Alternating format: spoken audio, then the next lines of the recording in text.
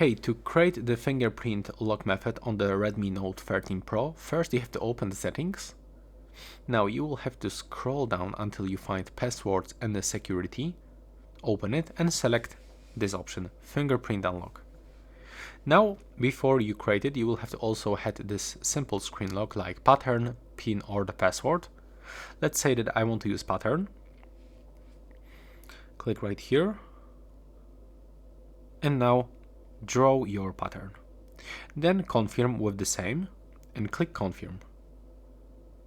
Now click that we got it, and as you can see the fingerprint scanner is actually located in the display, so now you have to just put your finger on it and wait until this animation will be fully with the blue color.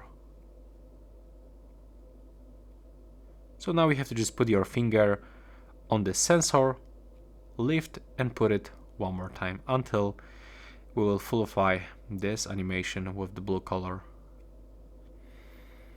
There we go, now it's finished. As you can see, now we can additionally turn on the face unlock or add another fingerprint.